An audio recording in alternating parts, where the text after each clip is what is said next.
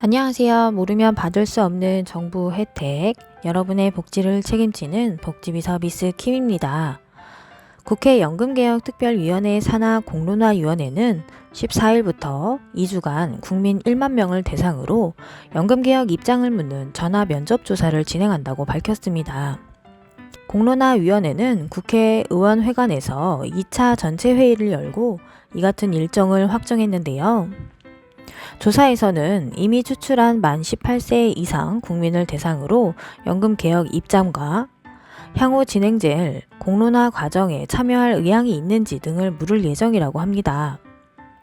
공론화위원회는 이번 조사에 참여한 1만 명 중 시민대표단 500명을 선정하고 국민연금 개혁 주요 내용에 대해 학습하게 한 뒤 다시 2차 설문조사를 진행하는데요.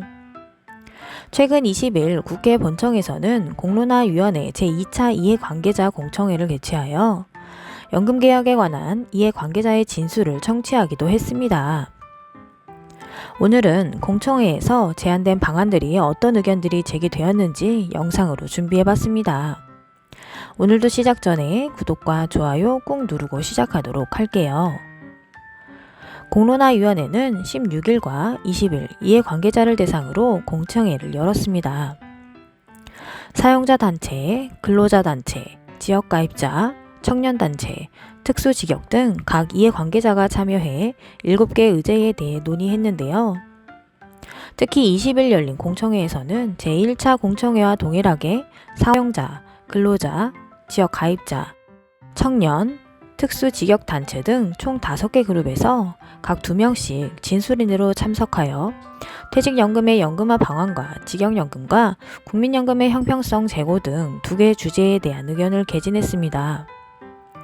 진술자들은 퇴직연금과 직역연금 제도의 정비가 원론적으로 필요하다는 데는 동의하나 각 이해관계자 단체는 제각기 다른 방안을 제기했는데요. 중소기업의 퇴직연금 확대를 위한 세제 혜택 등 마련, 기금형 퇴직연금제도 확대 등을 통한 퇴직금의 퇴직연금화, 퇴직금의 연금화 추진 시 영세 자영업자, 소상공인 등의 퇴직연금 유사 공제제도 도입, 1년 미만 단기 근로자의 퇴직연금 의무 적용, 직역연금에 대한 국가의 사용자 부담 강화 등이 포함됐는데요. 국민연금의 보험료율과 소득 대체율을 조정하는 모수개혁과 기초연금과 연금개혁에 그 초점이 맞춰지면서 기초연금에 대해 경영계와 노동계의 의견이 확연하게 갈렸습니다.